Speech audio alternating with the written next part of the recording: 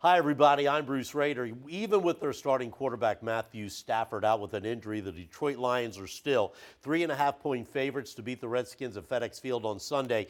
Will this finally be the breakout week for rookie quarterback Dwayne Haskins? Joining me is Scott Jackson, the host of Redskins Game Day. Now, during camp, none of us thought that this is where the Redskins would be come Thanksgiving. Yeah, this is, 1-9. Is that what it is now? I've kind of lost track. I'm trying to block it out in my mind. I don't think anybody thought that. Although there was a guy on NFL Network who did that thing where he had him at 2-14, and he got all this hate mail and tweets and all the nasty stuff from all the Redskin fans, and now he's like just kind of walking around with his chest out like, I told you, it was going to be a bad year. I mean, I guess Vegas, they had Jay Gruden going first, so they got that right as well.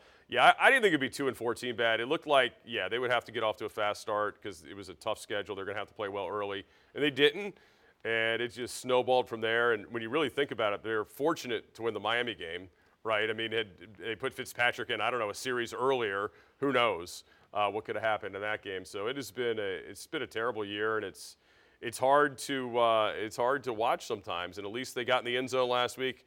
And I guess you can feel like you're making progress to get some of these young players finally out on the field getting some extended time. Well, you've watched the progression. You were in Richmond the whole time.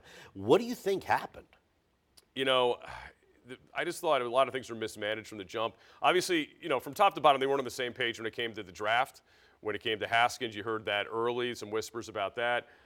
That's one thing. I think also they didn't really, I don't think Jay Gruden and his staff had a good plan for how to handle Dwayne Haskins, knowing that he was going to need the extra time, the growth. In case Keenum didn't pick up the offense quickly either, and that slowed some things down. Although he looked really good early in that Philadelphia game, they went in that game thinking they could get away with Darius Geis as really the workhorse, and that blew up on him because he wasn't ready for it. It was his first real NFL game after being out with an ACL all of last year.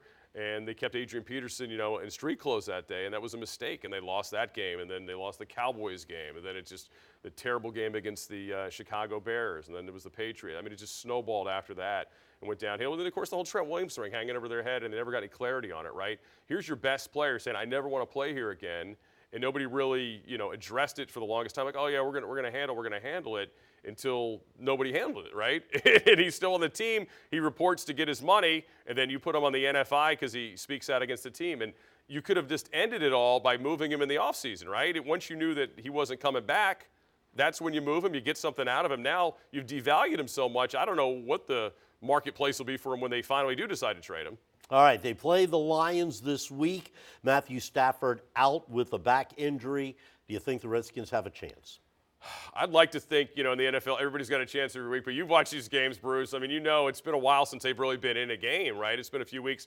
The Buffalo game, they kept it close, but they really were never a threat to score touchdowns for the most part in that game. Last week, they scored when the game was over. Lions, historically, you're horrible in D.C. I don't know if they ever win here. So you would think that would speak well for the Redskins. But they've got to come out and start fast for once. They can't be playing from behind the whole game. All right, before we go away, you went to Old Dominion. Yeah. You've got ties to the area. Tell us about your broadcasting career. Well, I love it here, coming back here. Well, first of all, I started here with you. Don't sell yourself short. That was a long time 1993 in the summer, and I worked at WGH, which I guess is now an FM station. I mean, this is how old I am. It was an AM station when I was there. I was in Jacksonville for a while. I was back in D.C. Then I covered the Wizards for a long time.